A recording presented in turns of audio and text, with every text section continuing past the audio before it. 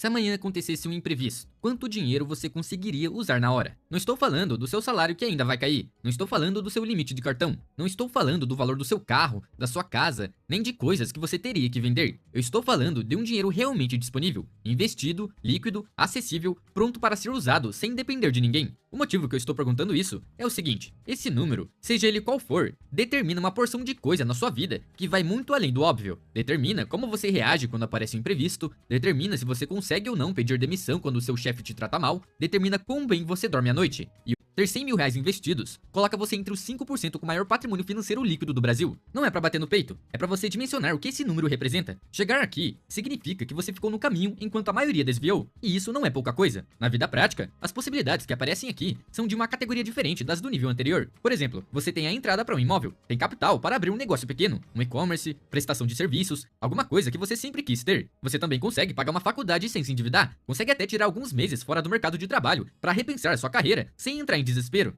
10 mil reais em um CDB a 100% do CDI ou no Tesouro Selic rendem aproximadamente 90 reais por mês líquidos. Eu sei que parece muito pouco, e em termos absolutos, de fato é muito pouco. Mas não é sobre os 90 reais em si, é o que eles representam. Pela primeira vez na sua vida, um dinheiro entrou na sua conta sem você ter trabalhado por ele, sem você ter vendido uma hora do seu tempo, só pelo fato de o dinheiro existir e estar aplicado. Em 12 meses, isso são 1.080 reais a mais. É um pouco mais da metade de um salário mínimo, que apareceu sem você ter feito nada além de manter o dinheiro investido. E tem um dado estatístico interessante sobre esse patamar. Segundo estimativas, quem chega a 10 mil reais tem mais de 70% de chance de chegar a 100 mil reais. A lógica é que o hábito de poupar foi instalado, e a parte mais difícil da jornada, que é sair do zero, já ficou para trás. O primeiro passo é sempre o mais pesado, não porque ele exige mais esforço, mas porque ele exige uma mudança de comportamento que não estava lá antes. E quanto tempo leva? Bom, quem ganha 3.500 e guarda 500 reais por mês, chega em menos de 2 anos. Quem ganha 5 mil e guarda 1.000 reais por mês, em 10 meses. Na prática, a maioria leva o dobro disso porque tenta guardar o que sobra em vez de separar o que vai guardar logo no começo do mês. É uma diferença pequena de método, que faz uma diferença grande no resultado final.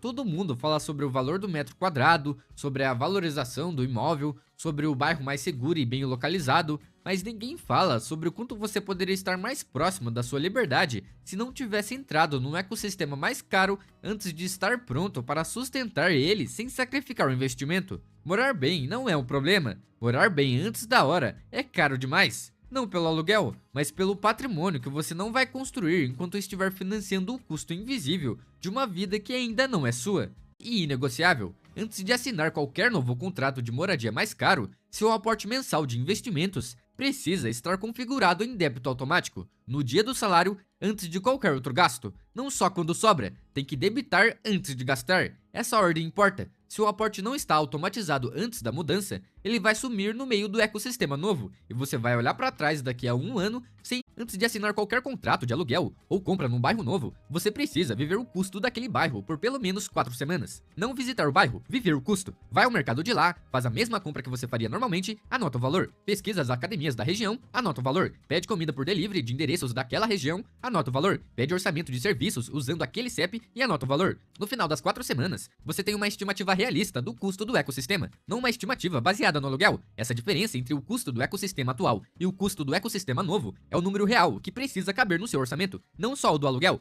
O segundo passo é de 6 meses. Se você está pensando em se mudar para um bairro mais caro, mas ainda tem dúvidas, faça o seguinte experimento. Durante 6 meses, na sua moradia atual, pague a si mesmo a diferença entre o que você gasta hoje e o que você gastaria no bairro novo, incluindo o aluguel e o custo do ecossistema, e aplique esse valor numa reserva específica. Se no fim dos 6 meses você não sentiu falta desse dinheiro, sua renda absorve a mudança sem comprometer a construção de patrimônio. Se você sentiu, se precisou desse dinheiro em algum momento, você não está pronto ainda. E está tudo bem não estar pronto ainda. Melhor descobrir isso num experimento controlado do que depois de assinar um contrato de 12 meses.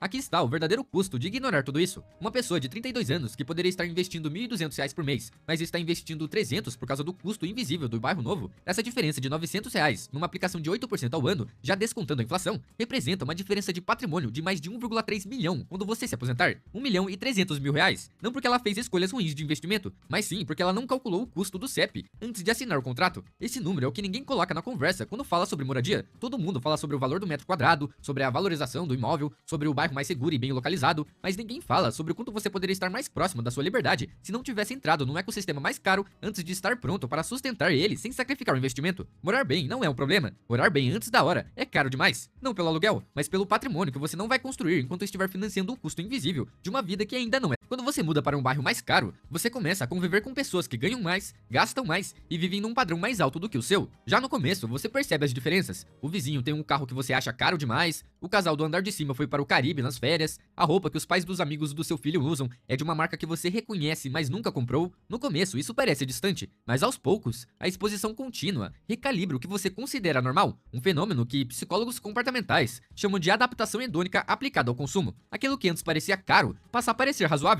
porque você está cercado de pessoas para quem aquilo é de fato razoável. Só que a renda delas não é a mesma que a sua. Um estudo mostrou que pessoas que mudam para bairros com renda média mais alta do que a delas aumentam os gastos discricionários, como roupas, lazer, restaurantes, itens de status, em média de 15 a 20% nos primeiros 18 meses, independentemente de terem recebido um aumento de renda. 15 a 20% em gastos que não estavam em nenhum plano, movidos exclusivamente pela pressão silenciosa do ambiente. E é aqui que fica interessante, porque esse mecanismo tem um nome na literatura econômica. Robert Frank, economista de Cornell, chama de corrida de gastos. A ideia é simples: as pessoas no topo do grupo gastam mais, e isso cria uma pressão descendente que faz cada nível abaixo tentar acompanhar o nível de cima. Você não está gastando mais porque quis, você está gastando mais porque o ambiente está empurrando você nessa direção.